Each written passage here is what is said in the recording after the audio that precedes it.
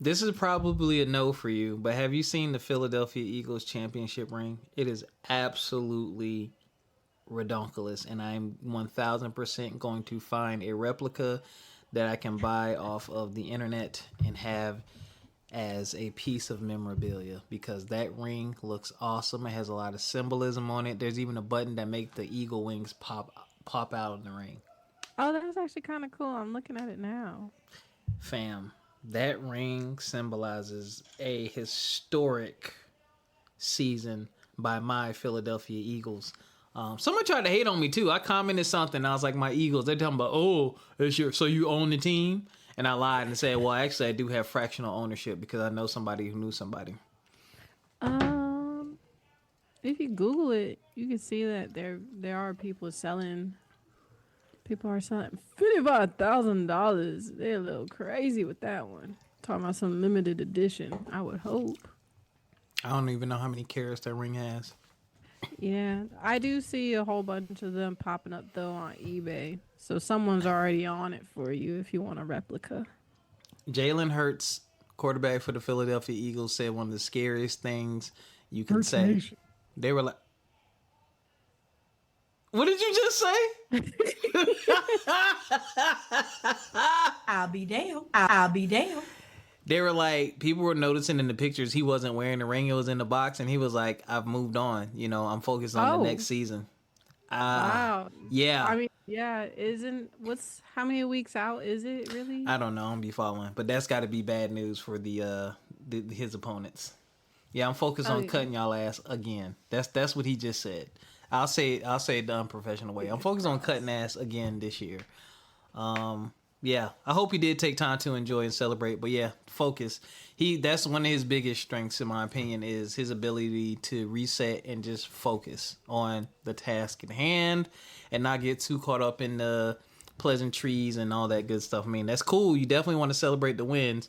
Hold on, I got to mute because I got to burp. Yeah, free advertisement. If you see the 7-Up Tropical, try it. It is absolutely delicious. Yeah, y'all did that. We gonna get into a few things. Let me hit this music. Oh my gosh. Man, today was a good day. Today was the first day in a long time I was just able to relax. Like, once we record this, I'm going to lay in my bed. I'm going to put on a TV show and I'm going to scroll various items on my iPad that I would like to purchase either now or in the future that I'm not actually going to purchase, but I just like looking and cleaning up my Amazon list for when I move. Who you telling? We're going to get into a couple things. Window shopping is fun. We're going to get into a couple things today, y'all. Mellow out to the intro music and prepare your brain.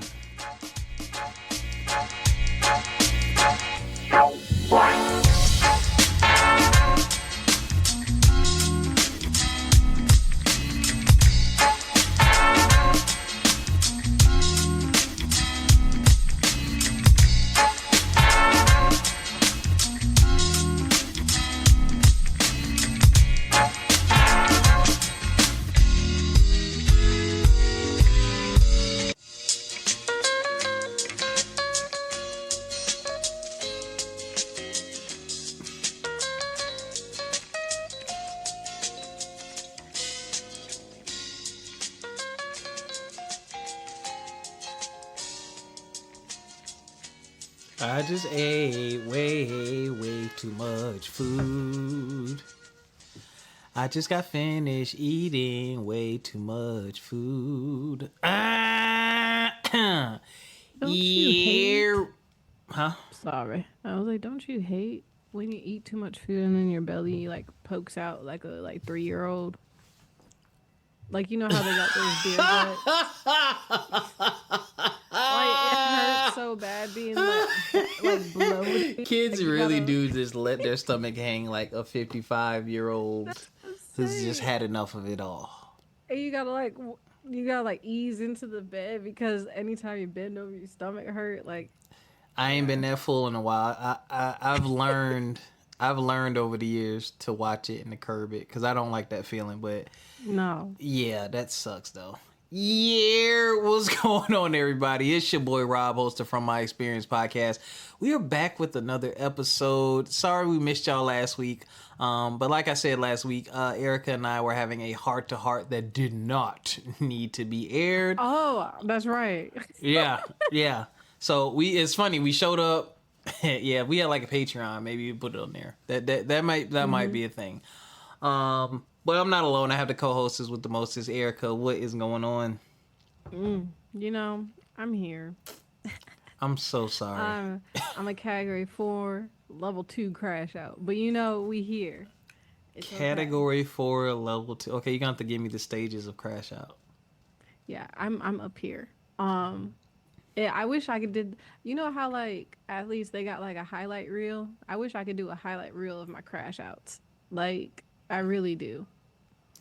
You can do That'd that. Be worth it. You should record it and then send it to me, and I'll put it on the Instagram and on the website. Oh yeah. Because you missed. Yeah. Because I crashed out. When did I crash out? I'm always crashing out. I crashed out last week. I crashed out this past weekend on Friday. You gonna tell us about your crash outs? Well, okay. Sometimes they're not even like really bad or anything. Like Friday, I was going out of town for family reunion. You know how we get. You know, I drank Friday. I drank Saturday. Sunday, I was in the back seat of my dad's car, snoring on the way back here. Because I was like, oh my gosh. I was like, I've never been so hungover in my life. Are we gonna get coffee? Because we were at like one of those like, not resort type of things, but almost, where they got like horseback riding. They got like basketball courts, pool, like a whole bunch of stuff for the family reunion. And they had an open bar. That was so wrong that they had an open bar because I was just mixing. It's called self-control, Ericca. Well, I was with my father. So, you know, it was like, we might as well. We outside all day. We might as well. And so, lo and behold, I said, let me get a hard lemonade. And then got that. Then I was like, another round. Got that. And it didn't help that she said, you guys are my first customers today. I said, and we will be your last. I'll be damned. So yeah, we were doing that, and then my dad he got like the iced tea one, and then I said, "Hey girl, why don't you mix them together, make an Arnold Palmer?" She did that. I said, "Thank you." So had that, and you know some cousins there to bring their own bottles and stuff. So we were doing a little mixing of that. Then it was after party at my grandma's house, a little bit more mixing of that, and then I got a little too heavy-handed with my shot. I'll be damned. And yeah. But it was great. But I crashed out Friday because we had driven from Virginia all the way up to New York. And I said, are we not going to eat? Like, I was like, are we eating dinner? Like, what's going on? It is like 11 o'clock at night. I said, I know you got to stop for gas. Are we not eating? So crashed out then. And then Monday, I crashed out because someone from the past keep trying to come back up. I said, not today, Satan. Not today. A different one? No, same one. I said, do I have fool written across my forehead? It's your fault. I know. But this time I not blocked, but yeah. I mean, been blocked, but left that all alone because I said, you shall stay where you are supposed to be. Do not come bother me again. Please. I gave you mercy last time. This time we will not do anything. So that happened. But yeah, I just be crashing out sometimes. It's been a cool, calm Wednesday, I'll say. And then I took a week off from work next week because I said, you know what? I'm protecting my peace. That is absolutely beautiful that you took off a week. So you off all next week? Yeah, I took off. I said I'll be tentatively online Wednesday and Thursday, but don't be coming for me. Don't be checking for me. And I took off on the days that I knew had meetings. Because I said protecting my peace. This is the most I think I have taken off since my first job. Because on my first job, you had sick leave and you had PTO. Man, them things was left and right, left and right. Erica, half day, half day, half day. I did not go a full month of working because I was like, why? Yeah. And so I've never actually taken a full out like week off from any job or anything like that. So I did it this time. And also, mind you, I've been taking days off this entire time. I said I have over 150 hours of PTO. I said, "Oh yeah. Oh Yeah. yeah." I said, "Y'all ain't gonna see me." And I told them that back in March. I said, "When the weather breaks and it's summer, you won't remember what I look like half the time because I won't be here." You gonna be So outside, huh? yeah, and I already put my dates in for my birthday. I said, yeah, I said you ain't gonna see me that week of August. You ain't seeing me. Wait, You ain't seeing me. what you doing next week for your week off? You doing anything? Okay, so I'm going down to Carolina. Gonna go down to Carolina. North, with my south? mama.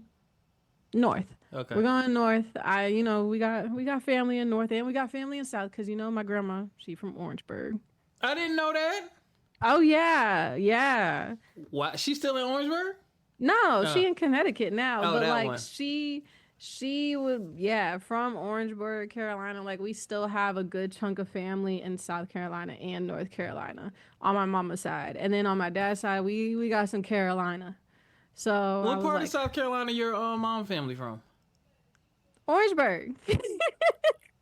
They from it. What's your mom's maiden? Oh, we got to talk about your mom's maiden name. Hold on, I might know them. I might know some of them. Yeah, yeah. Like, and also my grandma, mind you, big family on my mom's side of the family, and that's who the family reunion. We went to my mom's family reunion this past weekend because my grandma.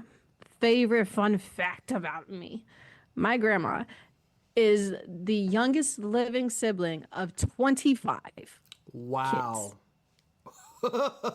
How many? Yeah, 25. Yeah, yeah.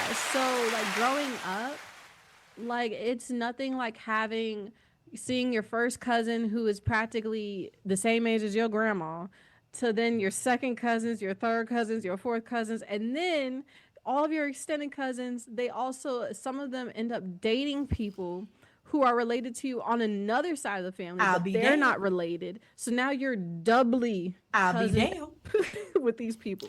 Got to be. That's why knowing and understanding and learning your family relationships is extremely important. You don't want to end up dating your cousin if you can help it. Even if they're a distant cousin, you don't want to do that if you can help it. Yeah, and so my family, huge, huge. Now it's kind of a little bit sad, just a little bit, because my grandma, she started out with 25 siblings. It was 26 of them. She was the 25th one. And now there's maybe 5 siblings left. Yo, 20. I'm assuming they don't all have the same parents. They do. One woman had 26 kids. Yeah, my great grandma. She's a superhero. She passed away. So a little family lore. I am, let's see, 4 generations removed from slavery. So my great grandmother was a sharecropper. She was married to my great grandfather. He was in his 40s, I want to say, when she was maybe 12, 13 when they got together. So this is back to sharecropping, like fresh off the lot. Like my great grandfather, he was born, I want to say, like right after 1876. He was born right after that. My great grandmother, she was born in I want to say like 1900, 1901. I want to say. I know my mom will probably listening. Damn. She'll probably be correcting me right now. But basically around that age, in that time frame. So my grandma, she had basically grown up on a farm. That's why she knows everything. Like she knows how to cook everything from scratch, all of it. My great grandfather, he built the house and everything like that. So they grew up with like cows, horses, you name it. She knows how to clean and everything like that, like clean the meat off of these animals, all types of stuff. So my great grandmother, She lived a very long life. She passed away when my mother was, I want to say, 8 years old. So she passed away probably in 1977. 1977, I want to say she passed away. My great grandfather, he ended up being murdered, actually. I'll be So damned. he was murdered Wow. either Christmas Day or Christmas Eve, but I'm pretty sure it was Christmas Day. He was murdered. It was 1952, around the 50s. And he was walking, and a group of teenagers in a car, I won't say what they look like, but they were in a car, and one of them said, "Now, if we see him on the way back, I'm gonna kill him." On the way back, my grandfather was still walking, and this is, at height of everything racial. Yeah. Saw him walking, and they hit him with the car Wow. and left him in a ditch where my grandma, like, that was her father. Like, she still gets very, like, emotional around, like, Christmas because of this.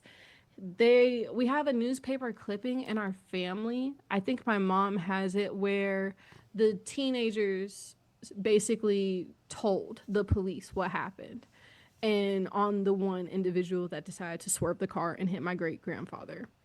And I think he was fined maybe $20. Wow. Because, I mean, if you think about the time time, period yeah. and everything, he was fined like $20, and I think maybe some jail time or probation. But yeah, so my grandmother, she's grown up with siblings who were maybe 20 years older than her, all the way down, and it's just so much family, so much culture, so much history. There's so many names in the family tree that get repetitive because you had so many twins. You have so many twins where it was like, okay, we get it. Like, don't laugh at me, but I have an Aunt Earlene, an Aunt Verline, an Aunt Lurline, an Aunt Pearline. I'm moving on. I'm moving on to headlines. I'm not doing They're this. twins. It's like, it's insane. Like, I have a family tree T-shirt where it shows you, and oh my gosh, did they love the name like Isaiah? I've never seen so many Ikes and so many Zayas in my life. I've never seen so many Roberts in my life. Like, it's ridiculous. But yeah, and so many Alberts, and so many that are just named basically after, like when you see like your first cousins and your second cousins, so many that are just named after their fathers. I said I got Uncle Albert, and then I got a cousin that's Albert, and a cousin that's Alberta. Like, it's Not just, Albert. Okay, good. it's funny, but Alberta. Oh, Yeah. I'm changing my name. I would dare. I would Yeah. dare. I would never name my daughter Roberta. like, and so that's why I'm like, oh my gosh. But I take a lot of pride in being at the family reunions. Like, my mom, she organized, her and her first cousins, they organized the family reunion. So last year was like our first one in a long time, because my grandmother, she used to do them, and she used to do them in her backyard, and she would cook like galore, and there'd be 100 people, plus people would start bringing their like friends and neighbors on the street and everything. So Nice. we basically were like, no, Mima, yes, you done, you tired now. We gonna let you relax. You're gonna let you and your sisters and your brothers Got to take relax. over. You let the younger generation take over. Yeah. Yeah, so this is our second one that we've done without my grandma having to do anything. And so we've had like our t-shirts done and everything like that, and it's been really fun. I look forward to it every year, but I also know that my generation is supposed to start it as well, because it's my mom's generation that's doing it right now. So she's looking at me and my brother like, y'all gonna jump in, and I'm like, whew. Sure, it's a lot of family to organize this for, but yeah, I'm gonna try. You got it. If you don't already, my family has a council. So Yeah. everyone takes, which I'm going to join, because I want to build a website for us. And one of my younger cousins, she's 30. I think she just turned 30, or she might be 29. I think she's 30, which made me feel old as hell. But yeah, I told her I was going to join as well to help plan stuff. Because, yeah, I mean, my family is pretty big, too. Not as big as yours, I don't think. But pretty big, and that kind of stuff helps. But, yeah, you should jump in, man. Yeah. And bring that freshness and technology. Because people be like, I oh, do the you flyers. You can send a check, a money order. Send what? If y'all don't give me a QR code or something. I do like all the damned. flyers, and we have family meetings like monthly. And when I was living back at home, I was like, Mom was like, Erica, you gonna join? I said, why should I when you already in the living room with the computer out? Like, I'm listening. But yeah, now that I'm like not living at home, I'm like, I guess I join and pay these membership dues, girl. I guess. Oh my God. You ready for headlines? Yes. I'm ready. Go. That's me. Okay, I got 3 headlines for y'all today. So I was watching Bryan Kohberger, who decided to take the plea deal. He was sentenced today. They don't know who that is. You gotta give him the whole. You just went right into it and his sentencing. What? My fault. But Bryan Kohberger, as you know, he pled guilty because he was the defendant. But he was charged. Oh my gosh! Start over. Okay, I'm starting the music over. It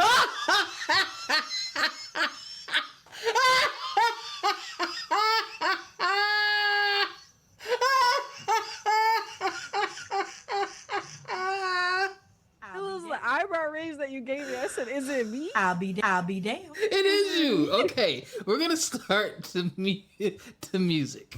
There you go. Jeez. If y'all can't tell what type of week I'm having, just let y'all know. Anyways, from the top again. Bryan Kohberger, he pled guilty in the Idaho 4 murders of the 4 University of Idaho students back in November of 2021.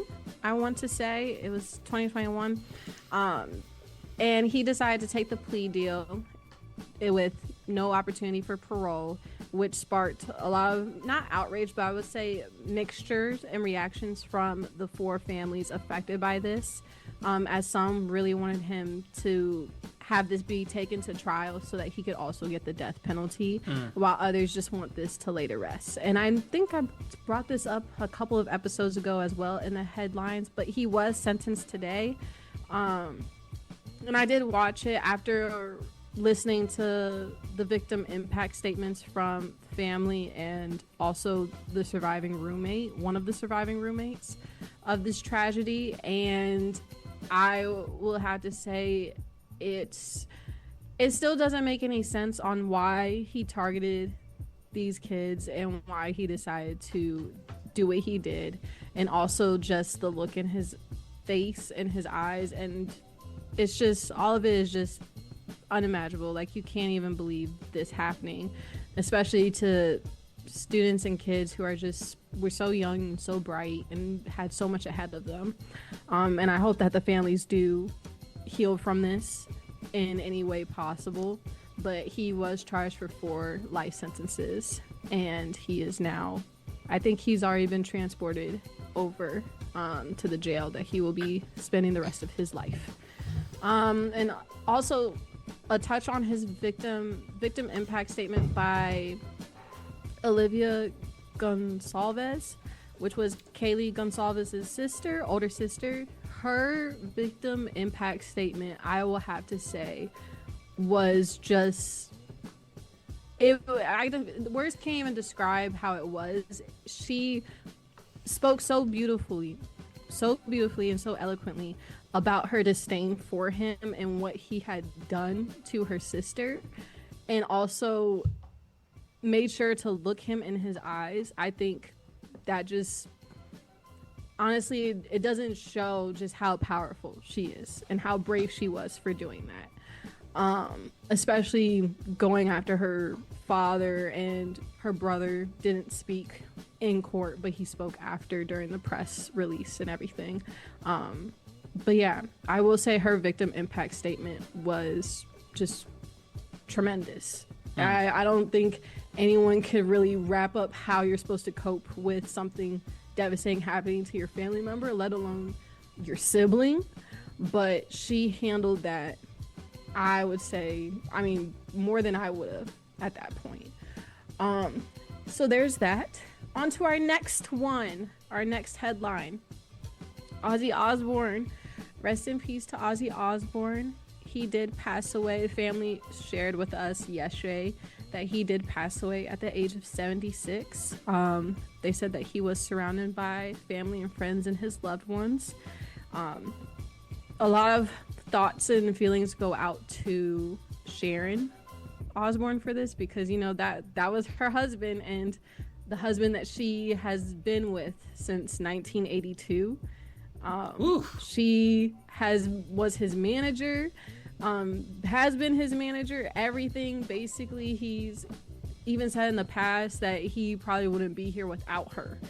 So definitely condolences out to her, especially because this has been her partner since forever. She's defended him 24/7. Not to say that he didn't have his faults or anything like that, but being with someone for that long, I know that that's a tough situation to be in right now. So definitely condolences out. And also knowing that he just had his farewell tour like a few weeks ago.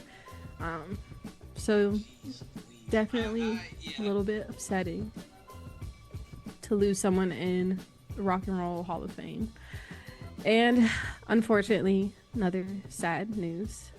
We also learned Monday, I want to say, that we lost Malcolm Jamal Warner, the actor, you know, best known as Theo Huxtable from The Cosby Show, at the age of 54 from an accidental drowning in Costa Rica on a family trip. This one I think this one caught me more off guard than anything, because it's just the fact that life is just so quick. 54 years old, he was about 3 weeks out from his birthday. And also the fact that he was swimming with his daughter when this happened. So he was swimming with his 8-year-old daughter, and they had gotten help because I think it was a current that came in and it was getting a little bit hard to swim. And 2 people went in to help. One got his daughter, and by the time that the other person got to him, they tried to give him CPR, but he had already passed. And they rushed him to the hospital, and they couldn't do anything for him. It's just sad to see people go so young. Yeah, it's really sad to see people go so young, especially when there's such a light, and especially when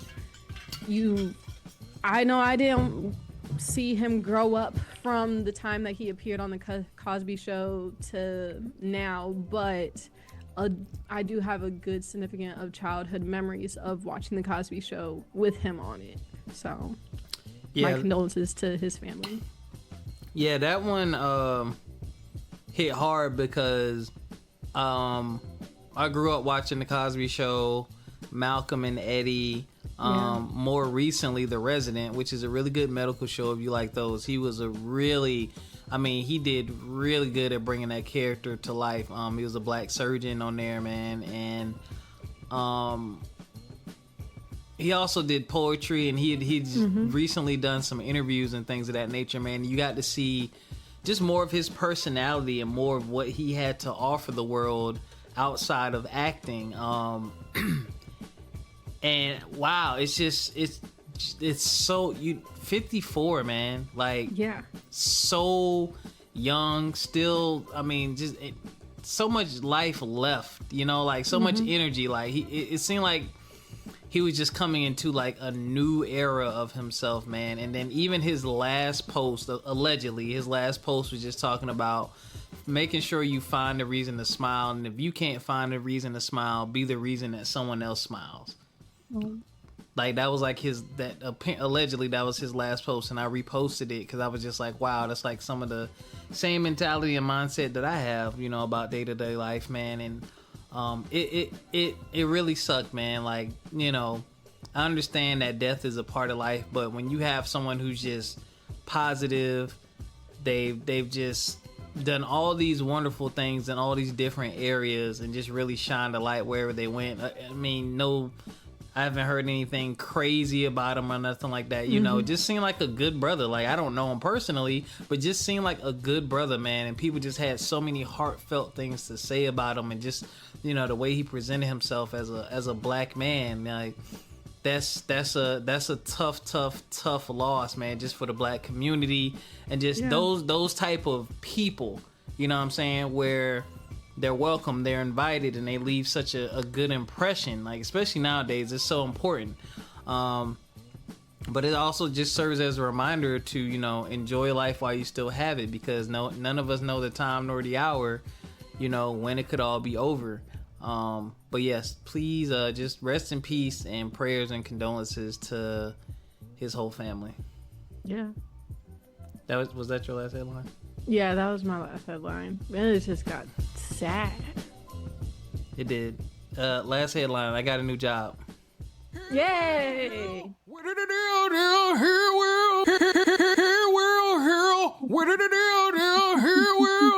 Those are your headlines.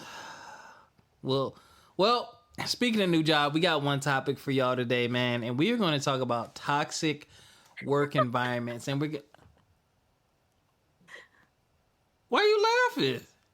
Cause I think about the conversation last week. Yeah. Oh, when you was talking about your boss who you don't like. Oh yeah. Yo, and my lamp don't work. So, toxic work environment. So for me, and I'll speak on this. I'll speak from my perspective, and I'll define it based on what I think it is. To me, a toxic work environment is when someone creates unnecessary conflict and conversation around things that are either personal and have nothing to do at work, or they're taking something that does have to do with work and they're blowing it out of proportion. To me, that is what creates a toxic work environment. And also people who try to abuse the power of the position that they may hold. Those are like the three key points to me. Is like unnecessary conversation about personal stuff, over giving small things a bigger shadow than they need when it comes to work related stuff, and then people just trying to abuse their authority. And I'm gonna have to hurt some feelings, you know. I gotta talk to us, my beautiful black people. I love us, but I'm gonna have to talk to y'all. You want me to go first? You could go first. Okay. So I lost count. At this point in my life, I think I've had over 30 jobs. If I really sit and count them, I'm probably in the 30s. I might be in the 40s in all actuality, but at least in the 30s. So this is not just drawn from a rinky-dink experience. I mean, I've worked as a teacher, realtor, Lowe's, Little Caesars Pizza, blood bank, worked for the school district. What else have I done? Walmart. 2 different Lowe's stores, actually. Did I say Little Caesars Pizza? Yeah. There's some other places. I can't even think. I've worked for the government. I've worked for Dish Network. I've worked for 2 different school districts. Yeah, I have a lot. A lot. Oh, K Jewelers, Clark Shoes. I could keep going. Yeah, I've had a lot of jobs. But, you know, one thing that I've noticed, you have to be mindful and careful when you're the new person at work. So this is one thing that typically happens at jobs. And my beautiful black people, when you hear this, you're probably going to chuckle to yourself, because either you have done this or someone has done this to you. When you start as a black person, I wonder what white people do. I need to ask. When you start as a black person, at some point in time, typically, depending on where you're working, there's probably not a lot of us, or we're not the majority. And they want to pull you to the side and warn you and ruin everyone's first impression. Like, oh, you need to watch out for this person. You need to watch out for that, blah, blah, blah. Like, they're trying to give you all of the shizzle thizzle before you even know how to log into your damn computer. And I understand it. I get why. I don't like it because, one, again, you are giving me your impression of things around here. Yes, we may all be black, but we're not always all received the same way. And your reputation at work is just that. It's your reputation. Your interactions, your history with people, they create the relationships that you have, right? And when you start telling me about all these things, you're telling me it from your perspective. And I don't know what part you played in these people becoming who they are or why they act like that, because that's their relationship with you. And that's all. You also tend to tell me about the relationship that they have with other people. What I have learned over the years is, okay, you know, I'll put a little note in the back of my head, but I don't live by that, because me personally, people just like me. White, black, brown, purple, orange. People just tend to like me because I'm laid back. My goal is to show up to work because I'm exchanging my time for a paycheck and y'all are paying me for my time. My first priority is to show up to work and do my damn job. I don't care who's there and what they look like. That's my first priority because I need these checks to continue to come in. My second priority is looking at who I need to actually build relationships with to continue to learn what I need to learn and continue to move up. I hate when I get ready to start a job and the first thing you want to do is tell me about all the drama. Like, I'm not here for that. Like, I just got here. You probably been here for a while and you hate it. And it's like, as soon as I walk in the door, you're giving me reasons not to work in this place. I can't stand it. But that is one thing I think creates a toxic work environment. And I'll continue. We be doing that, man. We be doing that. And I wish we would stop. But I'll go into other layers in a moment. But Ericca, what about you? The face you're making is like, I know exactly what you're talking about. I do, because I've seen it happen to me twice. At one of my first real jobs outside of graduating, I was in an HR role, and majority of the team was black. I didn't know. Not to whatchamacallit, I didn't know. Mm-hmm. And when I got there, because also we were all like remote, and so when I got there were maybe 2 other individuals that were not black on the team, but they were not liked by the black people on the team. I had no idea until they pulled me aside and said, yeah, we don't like them, and you're associating yourself with them. And I'm like, well, yeah, because you guys have been a little standoffish, you know? They're the ones that are training me. I said, they're training me, they're friendly, they're in my age group. So, of course, I'm going to migrate towards them because you guys haven't given me any reason to talk to you or anything like that. And I will say that after spending a lunch with them, as they aired out their grievances on why they didn't like certain people in our department or on our team or anything like that, it just very clearly was like, okay. Personal. I said, and you're telling me, yeah, it was all personal. I was like, and you're telling me this because you don't want me to associate with them either. You want me to watch my back. I said, I'm only here a week 2. I said, I've been here all of 2 weeks. I said, what am I watching my back for? I'm like, girl, this is HR. I was like, what am I watching my back for if we're all doing the same stuff? We're all ranked the exact same. No one's getting paid more than the other. No one's doing more than the other. No one's lying about what they do or has it out for you. And I just remember that being the main riff between them. It was like the team was split into two sides. Oh, and I hated it because it was like I was in the middle, because it's like I don't really have any differences against anybody. I want to work. I said I want to work. I said, and I want to make sure when our supervisor asks us how we doing good, and we working. Like, it's not supposed to be some like shade or some petty little cat fights or anything like that. Like, we're supposed to be working at the end of the day. I said, little do y'all know, all y'all get on my nerves, but I'm not gonna show it. That be the part. Like, they be in your face trying to tell you all the stuff, and it's like, you probably the main one I don't like and don't want to be around. Exactly. But I'm here for these checks. Exactly. I was like, everybody's sitting here telling me their drama and who they don't like on the team, and I'm just like, I don't like any of y'all. I said, anyways. I said, when the clock strikes 3:30, I'm out of here. I don't want to see any of y'all outside of work at all. I don't even want to see y'all in the work building.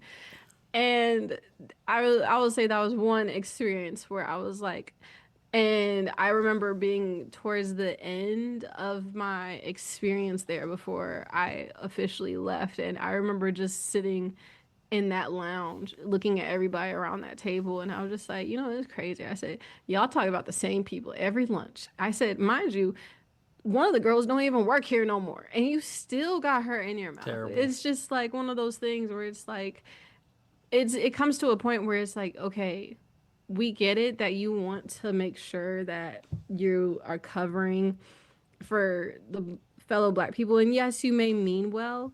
However, your experience is going to be completely different because also right off the bat, when I first met you, you were very standoffish. You did not present yourself as a team player from the get-go. You were very stubborn, very difficult to work with. So I understand why you feel a little bit vexed that you are off to the side and outcasted, but also I understand where they're coming from is if you're not helping with anything, why include you in the work at the same time? Or why you're being treated a certain way or looked at a certain way. It's like, well, you didn't help with it. And it was two completely different experiences that I had where I wasn't treated like that because I wasn't presenting myself to be in that way. I wasn't trying to get into drama and trying to play the side of, oh yeah, we skin folk and we kin folk. I'm gonna stick beside you, girl. And I'm like, no. I said, this is work at the end of the day. This is work. It doesn't really matter. Yeah, so, you just that you basically just hit on one of the deeper layers, which is as soon as someone starts, you want to drag them into this war or whatever, this conflict that may or may not even really exist. And it's one-sided. It's always one-sided. Like, bruh, I don't. And then like you said, you tend to work with them and figure out you probably the damn problem. Like, it's usually that person. Now, that's not to completely dismiss the fact that, yes, racism exists, and beyond racism, there are just people at your job that you have to take the time to figure out. Like, when I was teaching, I worked with the majority of women, and they would try to tell me stuff too, and I had to remind them, like, number one, I'm a man. Yeah. And number two, the interactions that y'all have with one another, I'm not going to have those interactions. Like, I'm not going to be hanging out with y'all socially because y'all are all married. And what do I look like being a 10-year younger Black man hanging out with all these married white women? Like, it's like, I don't want your husband coming for me, right? But also, like, I reserve the right to build my own relationships and to get my own impressions of people. I'm never really worried about the drama and bullshit at work because I do my job. If you can't come at me about my work product, then the other stuff not gonna matter because I know how to handle myself professionally and socially at work. But if you can't come at my work product, everything else is gonna be dumb because I'm gonna be like, hey, here's my work product. What are we really talking about? Is something going on with my work product? If it don't have nothing to do with my work product, you can kick rocks. We don't need to be friends. We don't need to have all these relationships and all this stuff at work. Like, it's cool if you can have that, but it's like, yo, again, we are here to do a job. Is my work product great? Great. You don't have to like me. I'm not going to be mean to you or none of that or rude or snarky. Like, I'm cool. I'm kind. I'll speak. But like, I don't have time for all these other imaginary conflicts and she said, he said, well, I heard that such and such. I don't want to hear I heard. Like, we grown. If you can't come to me or send an email or a message about something dealing with me, I don't care. I don't want to hear it because he said, she said is made up all the time and people do that to cause divide between you and somebody else. And sometimes people do it strictly out of jealousy. They'll see that people like you and you got all these good relationships at work that they don't have. So now they want to try to sabotage it and make you look some kind of way. And I've been saying this for weeks. One thing I've noticed going from education to the corporate world, like corporate is really like high school sometimes. It is. It's literally like high school. It's a bunch of popular kids that peaked, that keep trying to prove something. Yeah. It's weird, man. It's like, why do you even care? Why are you pulling me to the side to tell me this? I don't care. I'm trying to get my assignments done.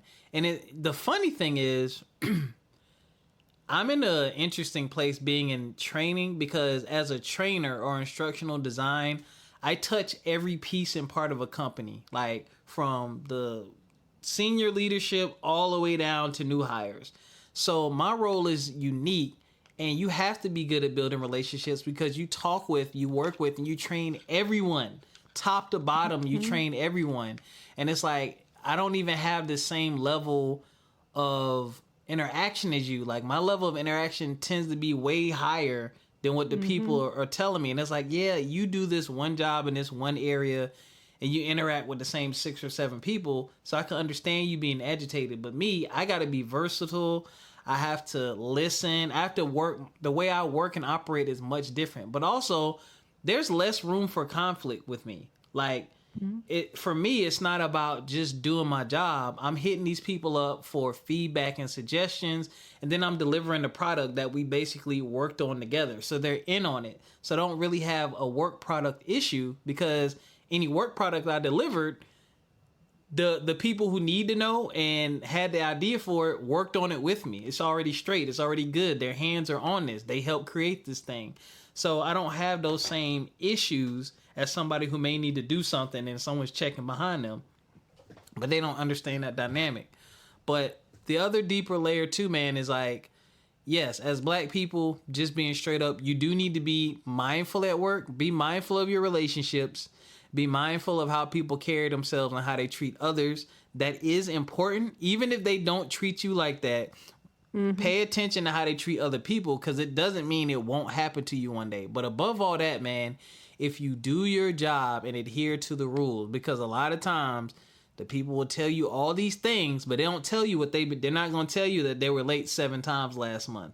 They're not going to tell you that they've been written up for staying on break too long. They're not going to tell you that they did subpar work and now they're on the PIP. A PIP, there you go. I was just about to say that. You know what I'm saying? Like, they leave out pertinent details. They leave out the time that, you know, the person said hi to them and you walked by, you didn't say nothing back because you had an attitude or something. And some of the stuff may also be legit. But again, that is their relationship and their experience with people. Like, I don't subscribe to inheriting beef. Like, unless it's like something in the street and you like beat up my friend or something like that, like, I'm not inheriting your work beef. Like, get out of my face. Like, I am new here. Let me be new. Let me gain my own experiences. If I have a question, I'll ask the person, hey, I've noticed this between us. Is something going on? Like, did I do something? Like, we need to get there. Like, that's where we need to be. Like, instead of looking to be offended and looking to put everyone on the defense as soon as they start, which is a horrible first impression to give someone at a new company. It's a horrible first impression. That leads to that resentment and people starting to fill out applications. Oof. Hello. Talk about it. I'll definitely add on to that. I feel that also with people and their personalities, I feel like, okay, I like to meet people with their personalities in a sense. There's like this chart where it shows you like certain different people in corporate where like if you're a blue person, if you're a yellow person, like this is someone where you can joke with them as you're doing work, like not like joking, but it's very upbeat. And someone who's very like strict where they just want clear, concise, like what do you need from them type of stuff. And it's all displayed in how you talk to them. So I always try to meet people in how they like to function at work. So I have a group of people who, if you see it's like, hi, good morning. Can you please do this, this, and that? Boom, done. Or you have the other emails where it's like, hey, how are you? Like, thank you so much for working on this for me. Can you please do this when you have a moment? There's different personalities and workflows of people. So it's like some people, you know, that if you send them like lighthearted email, whatever, they'll have it to you done within 5-10 minutes. The other people who they want it just clear, concise, what do you want from them? You just spit it out and give it to them and it's done. So I definitely see people not understanding that as a aspect of it when it comes to corporate as well, is that just based off of you, you have to be mendable. You have to bend to meet people halfway with certain things. And I feel like some people just are way too stubborn and stuck in their ways, where that also gives them the wrong reputation. Yep. Because I feel like that corporate is all about how likable you can be, truly. Oof. Because it is high school.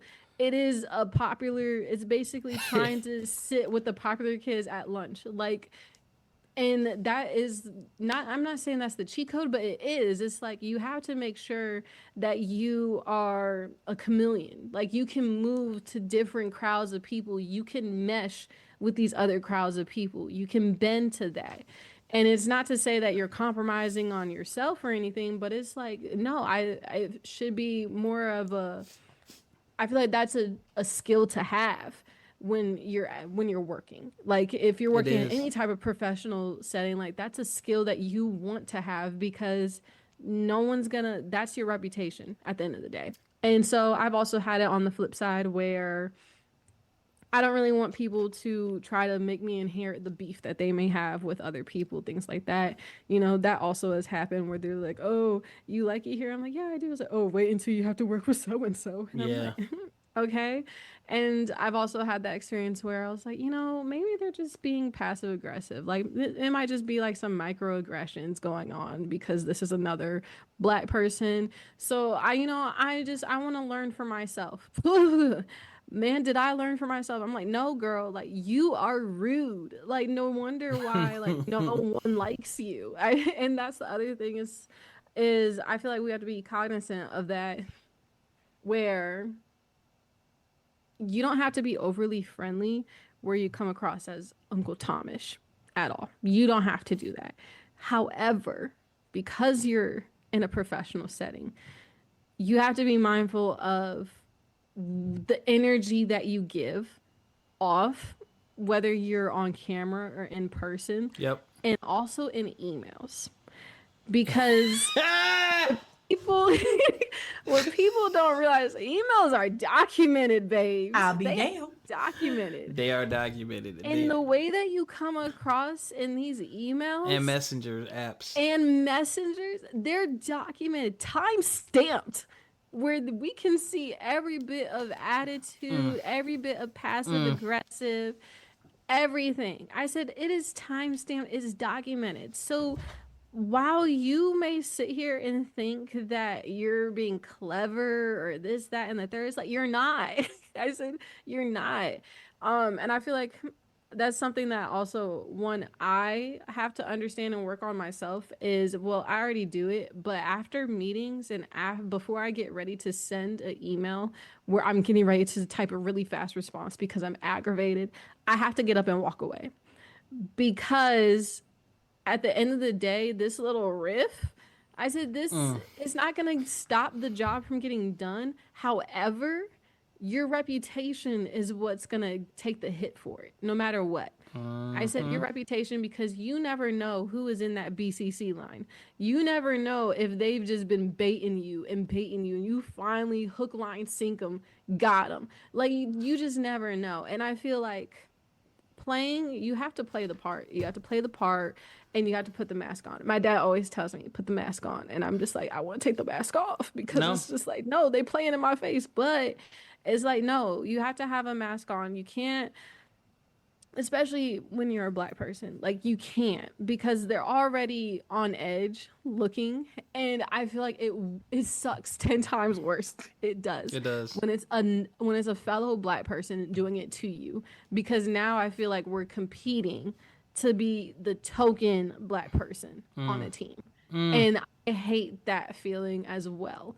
I hate that as well because I've noticed a lot of, not a lot, but I've come into my few share of them lately where they like to just be the only black person on a team or the only black person that's doing their job correctly. I don't know if you've had it where I know that you probably have, where it's always someone older who is black, and the call out is always in a group setting where you know it's not genuine. You know that it's more of with passive aggressive intentions, and also to make you look a certain way, to make you look incompetent, and to also make them feel better in their authority, and also I don't know, just better than, I will say. Yeah, you're exactly right. I've experienced that as well. A lot of people, when you're the new person, you do tend to find that the high school stuff does come out because you're making a good impression. Like when I was leaving my last job at Dish, like a lot of people were sad. They're like, man, like your training with you was so fun. Like everyone just had positive things to say, all the way down to my supervisor. And there was a couple people who had stank attitudes. And it's just like, I don't know why you upset. Like I show up and do my job. Like you should want more people like me because I make your life easier. Because when people show up and do their job, it's less work for everybody else. You're not writing people up. You're not having to worry about their attitude when you double check their work and you know something's going to be wrong. Like there's just less confrontation, and I just don't understand why. That's another reason why at work I stay away from the slackers. I find that the people who like to take an extra 5 minutes on their break and do all this other stuff and try to pull you over into the little crew. No. Y'all stay over there, because when they make cuts or there's an opportunity for them to get rid of people, that's the first group they're going to go to, is the people who trying to basically get paid just for showing up and not doing the work. Another factor that does create toxic work environments, I want to talk about people who flex their authority. And yeah, that's a big one, man. Like people who just like to throw their title around or make little statements. We'll make sure, job security. Like I hate when people like make those idiotic comments. But also when it comes to people flexing their authority, there's a couple things you can combat that with. One, make sure whatever job you get, make sure you have your job description. Keep a copy of it, because that outlines the parameters of what you should and should not be doing. Number two, hopefully, especially if it's not your direct supervisor, have that conversation with your supervisor. Like if someone comes at you, like let your supervisor know, hey, such and such asked me to do this and they kind of had an attitude about it. Like, or this is how it went. Like, is this something I need to be doing? Like, blah, blah, blah. Like, you need to have that conversation. Like, my last supervisor said, hey, if y'all need me, I'm your pit bull. So whenever I needed something from someone or somebody was moving slow, get me something, or if I had an issue, my supervisor, I was lucky enough, she was on it. Like, she did not play. She would hit people up because she's really high up in the company. Like, I think there's only like 1 or 2 positions that she could move up to.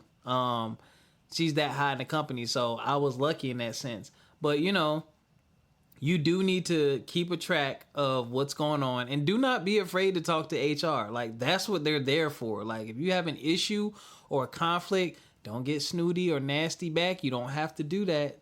You can just, pay attention, try to address it with them. Hey, I noticed you moving like this, or, I didn't like the way that you did this. Can we talk about it? Try to have the conversation. If that don't work, take it up with HR, man. Because people, like Ericca said, people, have the emails, you have the chats that are documented, but also, you don't want a bunch of he said, she said. Because people like to play the victim. But yeah, I don't like when people try to flex their authority, man. It's annoying. When I've had that happen to me a couple of times too, and also I love my director because she is one of those pit bulls where I've had people try to come out the side of their neck in emails and try to like. That's the other thing that just, oh my gosh, the whole feeling that you have to tattletale on someone, so childish. But I've had people do that as well, where they think that I may have done something wrong, and instead of emailing me and asking me about something like what you're supposed to do as like a adult, especially if we've already been emailing back and forth on an assignment, then you CC in my director. I'm like, what'd you gain from that? Because she already knows that I'm working on it as if I have something to hide from her. So I've had that happen. And that actually happened to me like last week. Someone decided to like throw me into an email and then throw her onto it and said, I still have questions on why you decided to process this now if it's so urgent. And I was like, I don't got to respond. I said, because she's the one who told me to process it and mark it urgent, girl. Like, what is you talking about? And so I was like, you know what? I said, mind you, she gets emails so much that it's like, you don't even need to respond. You just gotta wait. And sure enough, that email comes in about 3-4 in the morning where she goes after them. And I'm just like, thank you. And I said, I think being lucky with the leadership that you have too plays a big role in overcoming these toxic work environments, or at least levels out the playing field just a bit. I feel that having a director or a supervisor in that sense that it's ready to stick beside you or stand behind you or even stand in front of you because they know your work ethic, they know your reputation. It speaks for itself. I feel like it's easier to make those connections rather than, like you said, if I decide to like hang with the laid back crowd that decides that, oh, we're supposed to be in the office at 8, we're gonna show up at 8:30. Like the group that's constantly pushing those limits and pushing those boundaries, birds of a feather flock together, you're tied in with them. Yep. And now you have that reputation, unfortunately. But when you finally stand apart, and that's when I feel like your supervisors, anyone a leadership role, can really vouch for you at that point without a question. And also very much about talking to someone. I've had a couple of run-ins where I'm like, I said, I'm getting kind of talked to a little bit crazy from somebody who's not my manager or my supervisor. Like, and also this wasn't clear that this was an assignment for me. And I feel like, yes, this is probably a part where being in the office somewhat plays a big role in this, or helps with this a lot, is having that face-to-face with your leadership. Because when you have certain coworkers or certain people who are not in the office, you're able to build that relationship with them. And it's not to be like in a conniving or mischievous way, in any type of non-genuine way, but they also get to see it firsthand in person, how you are, how you react to certain situations, how you react to emails, how you handle your assignments, your workload. They see it all right then and there. Yep. So I feel like also being able to just walk down to their office and being like, hey, like, can you come look at this email? I don't know, like, I didn't know I was supposed to be doing this. Like, how do you think I could work on this in the future so that nothing comes out of left field that I wasn't prepared about or didn't know about? I feel like that helps so much because it makes it easier for you to go and have that coffee break where you guys go on a walk, talk, vent, air out your grievances. And also, I feel like a good thing and key of advice, which I did start doing this year, rather than, well, in addition to like documenting if a certain situation keeps happening, is also having a workaround plan for it. Yes, you can present and keep going to your supervisors about issues, but if you don't show them that you are trying to provide a solution to it, that also plays a very big part. Like, someone keeps bothering you on this.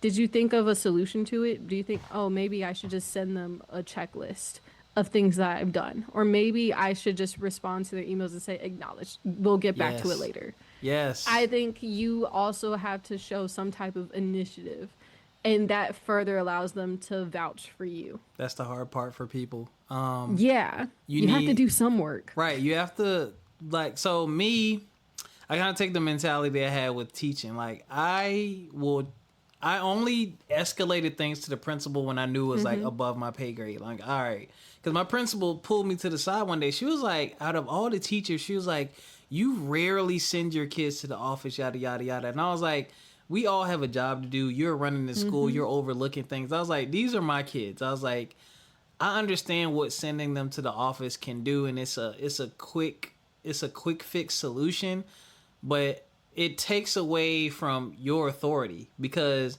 instead of my kids knowing they're going to have to deal with me, they know that, oh, well, he's just going to send me to the principal's office. And it kind of takes away your authority. But when they know they got to deal with you, you take advantage of the systems in your room to put them on whatever kind of disciplinary action. You're calling parents, you're emailing parents.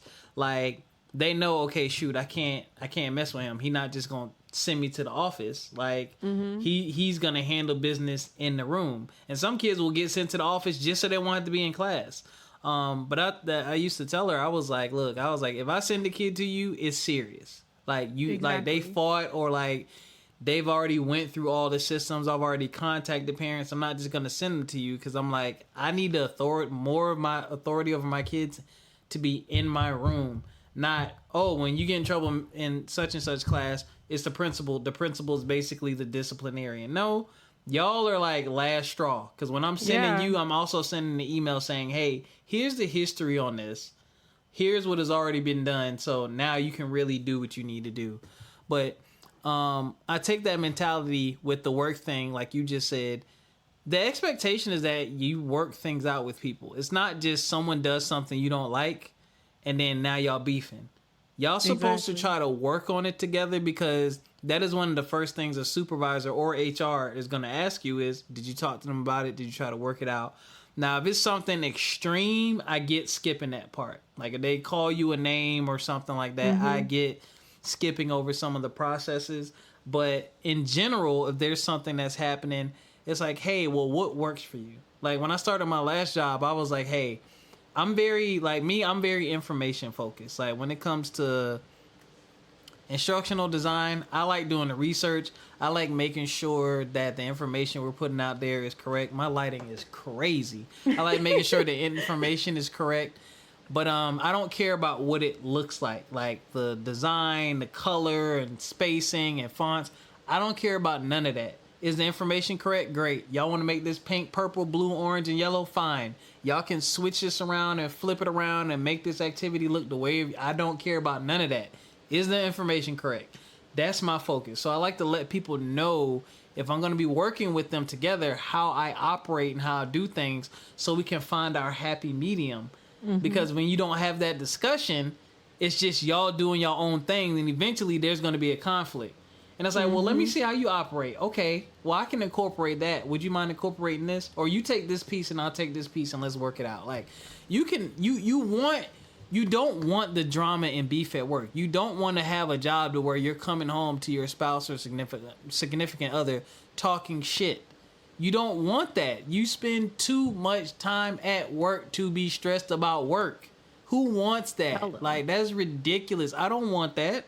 I do not want to I don't want to be working somewhere where I'm coming home wanting to talk shit about work all of the time. That is a big problem. If I complain about anything, I'd rather it be the workload or maybe being bored. But if I'm coming home and I'm talking about 6 or 7 people, the people at work, that's not good. And that also tells me, well, what am I doing? And then 2, do I need to be here? Hello. Yeah.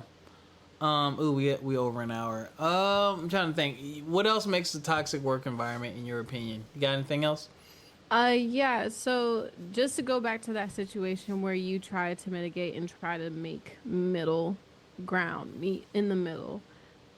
Also, when someone is too stubborn, where Oh yeah. they don't want to meet in the middle at all. It's their way or no way. And that's the only way it's going to get it done. And I feel like that's like also one of those last resort things where it's like, okay, it's above my pay grade. I've tried, I've presented different solutions. However, now we keep hitting a stone wall because you don't want to fix this. You just want, it's your ego that's in the way at this point. Oh yeah, it's a problem. No matter what, it's a problem. No, that ain't gonna work for me. Well, that could work, but I still gotta. Some people just love being a problem and creating problems. I have had that happen so many times where I've just been like, well, dang, girl, what do you want me to do? It's like, danged if I do, danged if I don't. Like, what you want from me? You want me to, like, Bruh. Say I'm sorry? Because at the end of the day, I'm like, this is a job. I'm not apologizing. I was like, I'm not apologizing. And also, I feel that, I don't know, maybe it's just me. I don't know if it's just me. It shouldn't just be me. But I always think that it's also not your ranking, but I think it's your age. I feel like I'm running into this a lot more because of my age in comparison to coworkers and just all around people that I work with on assignments. I feel like because of the age difference, that's also why it's my way or the highway. Because they're deemed the more experienced or the most experienced, or that they're the most knowledgeable. When it's like, yes, well, you may have been working a lot longer than I have been living. Not working a lot longer than you've been. The shade. I'll be damned.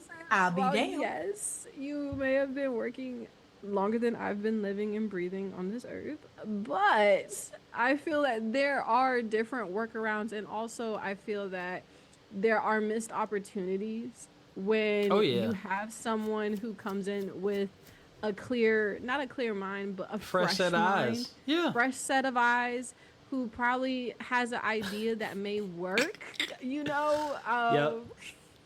I've had that happen a couple of times where I'm like, okay, well, if the system's rink-a-dink and janky anyways, why can't we fix this bad boy up just a little bit so we can stop with these emails? Why hasn't that thought come into our heads yet? But it's like, well, because we like the emails. I said, no, because you like the emails. And that's okay. Like, I feel like that's also when I realize it's out of my pay grade, and also being stuck as a middleman in between two people who want to just beat a dead horse and talk in circles. I never understood that when, like, outside of work, when people were just like, oh my gosh, they just talk in circles and nah. And I was like, who talks in circles? And then I started working. And I was like, oh, I see. Y'all really be talking in circles just to hear each other talk. And it's like you guys are basically saying your point of view the entire meeting. I said, you're basically saying it with no... Basically, it's like, I get that, but my thing is... And it's like you guys are basically arguing your 2 points the entire meeting with no want to be right idea. Yeah, no idea to make a solution. Yep. No idea to merge and try to find a solution, just to argue your 2 points because you just want to hear yourselves talk. And I'm like, when you're stuck as the middleman, I feel like that's when it's like, okay, I clearly can't come in and figure out the middle ground solution to this. They don't want to find the solution to this. Oof. We need reinforcements. I got heartburn thinking about what you're talking about right now. Oh my gosh, legit. Meeting yesterday, I was just like, I think I took my headset out and I said, you know what? I said, it's grown adults that are just acting like this. And I can't believe it. But also, this is work. I said, this is basically what it is. It's people who, I was like, this is everyday life, I guess, as an adult, is basically dealing with people who had different upbringings, who don't have the same characteristics or traits as others, where they don't understand, like, not don't understand, but they've never been in a situation where they were in not an argument, but almost in a disagreement with someone and trying to work to find the middle ground.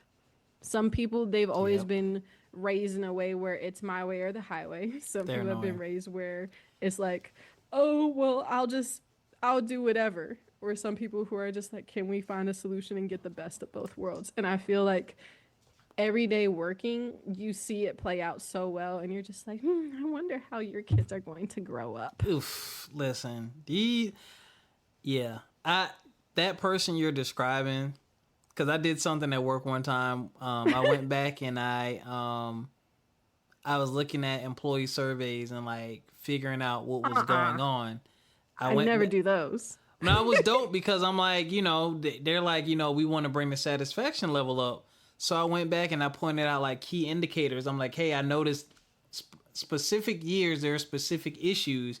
Here are some ideas. Oh, we tried that. It didn't work. We've already talked about that. We tried that. And it's like, but then when I ask you, well, why didn't it work? Why didn't the solution work? You don't have nothing to say. It just didn't. Right. Yep. It just didn't. And it's like, we're trying to get to a solution. Like, you rejecting everything I said, and then at the same time, you're not even bringing any new ideas to the table. You just want to say no, and be so negative. And then the sad thing is, because I'm closer to the people in the formal setting, they're telling me, hey, I would like this, I would like that. So they're telling me, hey, I'm telling you based on my experience with these people, this is what they're looking for, or these are the things that will help. And you just saying, no, it don't work. But it's like you basing it off of the 2-3 people you probably close with, but they don't speak for everyone. But I digress. I'm going to go ahead and give the message to the brothers. Yes, sir.